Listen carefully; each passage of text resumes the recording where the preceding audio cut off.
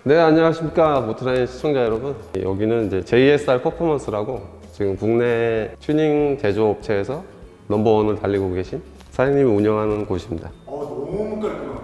네, 여기는 사장님 옆에 계시는 거 아니에요? 네, 여기 앞에 잠깐 계시고. 보시죠. 안녕하십니까. 소개 한번 해주세요.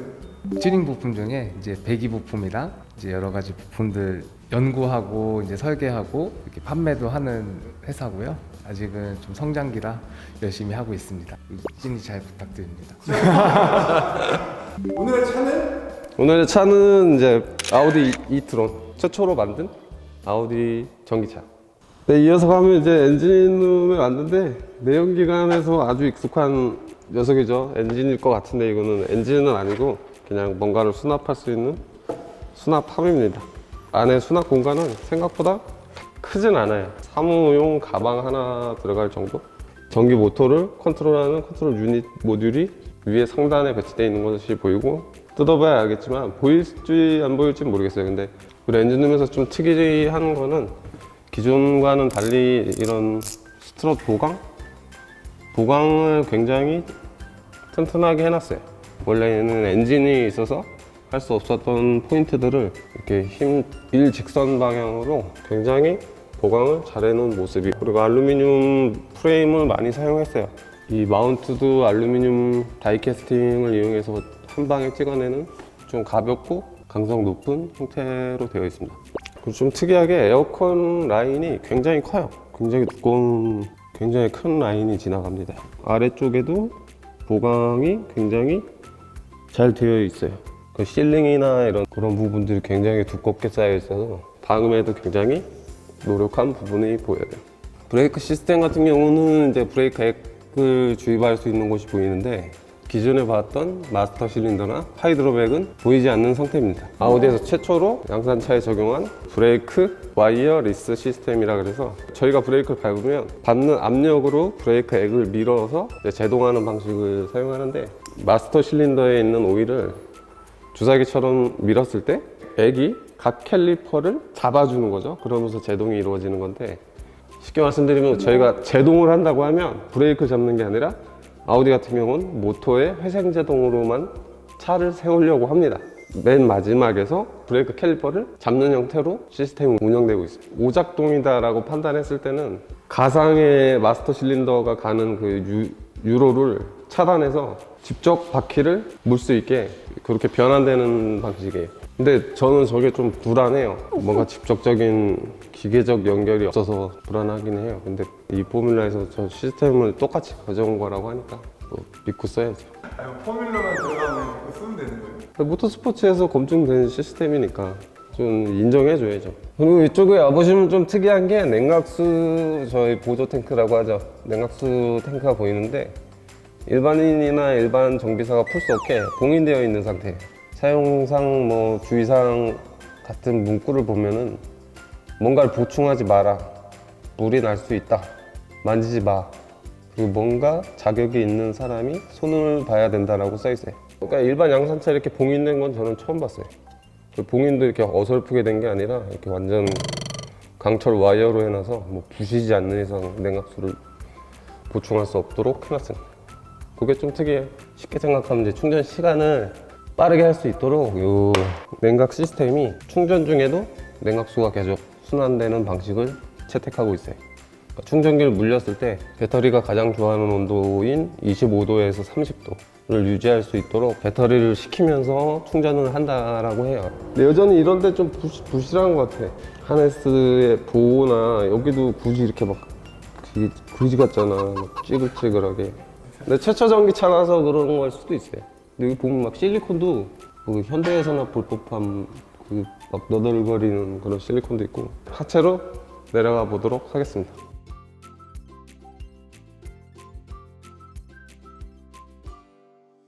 네, 하체로 왔습니다. 오자마자 욕을 많이 하시던데. 좀 그래요. 멤버라고 하는 이 형상이 그 모델 3나 테슬라에서 제가 봤던 그런 형상은 아니에요. 개인적인 느낌으로는 내연기관차에 사용되고 있는 그 암이나 그런 링크나 서스펜션을 사용한 것 같이 보여요. 그래서 뭐 전기차라고 해서 뭐 새롭게 이렇게 만든 것 같지 않아요. 위에 보면 엔진이 있을 것 같은 하체 구조, 하체 형상이에요. 그래서 뭐 엄청 거대하거나 뭐 그런 형상은 아니고, 조금 그나마 뭐 특색 찾으라면 이렇게 막 보강해 놓은 게 있어요.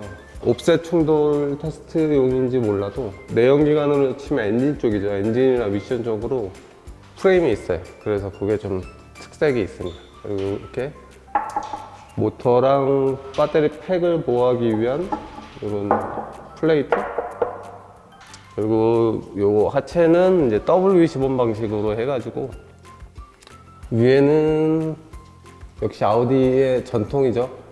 위에 이제 2포인트 링크가 있고, 하체에는 3포인트 링크가 있고, 아우디 원래 늘 사용하던 그 방식 그대로의 차이예요. 너클 그리고 이런 링크 이런 것들이 알루미늄으로 제작됐을 때는 이 프론트 멤버는 이제 철로 구성되는 경우가 많은데, 이제 프론트 멤버까지 전부 알루미늄을 사용했어요. 알루미늄 코팅 처리를 안 한 부품이 여기 보여요.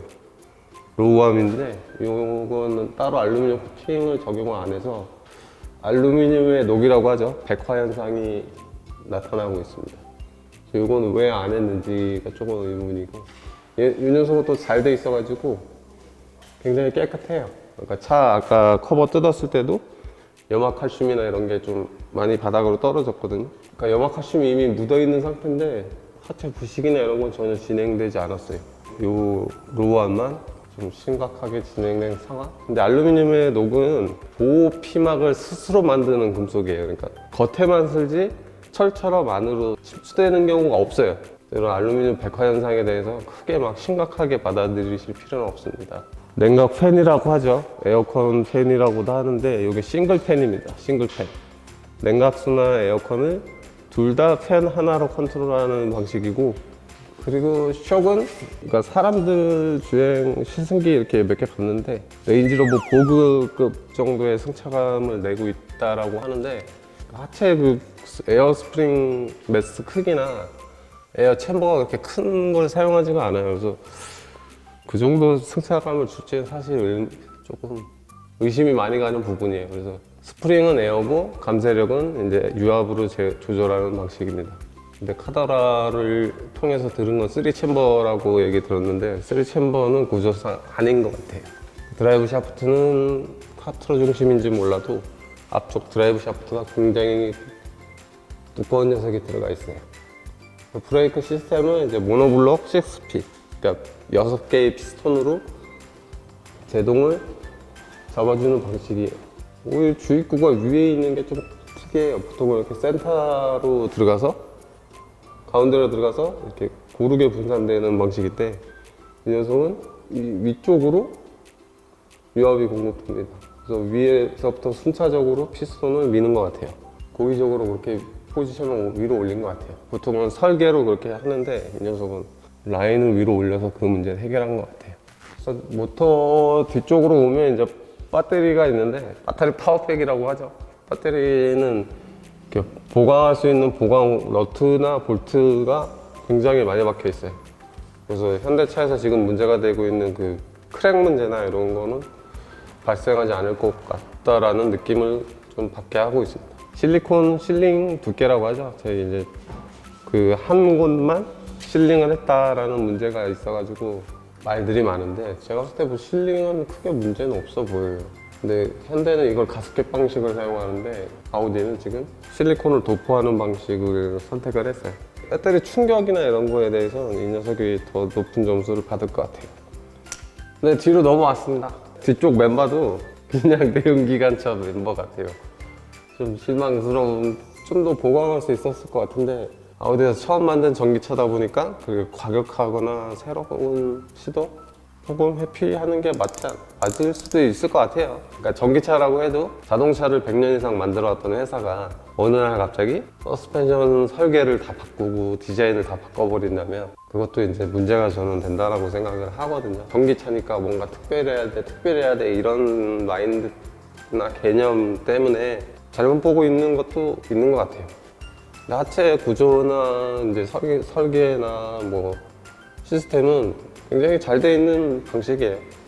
뒤에도 에어스프링이 메인이고, 그 이제 유압으로 유압 댐퍼 라인이 따로 있습니다. 그래서 감쇄력 조절 기능도 있고, 좀 특이하게 이제 그러니까 보통은 탱크가 하나인데 이 녀석은 이쪽에 하나, 이쪽에 하나. 그래서 에어 탱크가 양쪽에 두 개라서 차량의 모션을 빨리빨리 바꿔줄 수 있을 것 같아요. 그러니까 일반 7 시리즈보다는 옛날 에어 서스펜션들보다는 속도가 빠를 거다라고 생각이 돼요. 이 펌프는 이제 대용량 왈보르 에어 펌프가 장착되어 있습니다. 진동이나 이런 거에 좀 강하라고 좀 넣을 수 있게.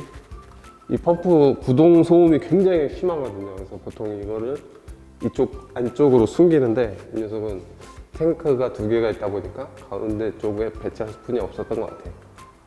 그래서 별도의 이렇게 차폐막을 또 만들고 이 안에 이렇게 스펀지로 방음 부스를 차에 만들어서 이 콤프를 숨겨놓은 것 같아요. 보온하려고 그런 건지 몰라도 여기 원래 언더커버가 들어가는데 그 커버에다가 또 하나의 커버를 또 씌워놨습니다. 앞쪽은 이제 차폐막이 있고 A필러 쪽 그쪽에 이제 따로 소리를 차단할 수 있는 이제 구조적인 강점이 있어서 앞쪽에는 볼 수 없었던 그런 방음 같은 것을 많이 신경 쓴 모습이 뒤쪽에서 보입니다.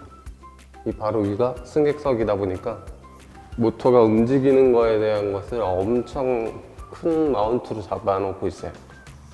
테슬라는 이렇게까지는 안 했거든요. 이거보다 작거나 차에 직접 연결이 되어 있는 형태. 브레이크는 이제 원피스톤 캘리퍼를 사용하고, 그리고 이제 주차 사이드 브레이크 보조 전자식 모터가 장착이 되어 있습니다. 좀 특이한 건 스테빌라이저 바 두께가 앞이나 뒤나 거의 비슷해요.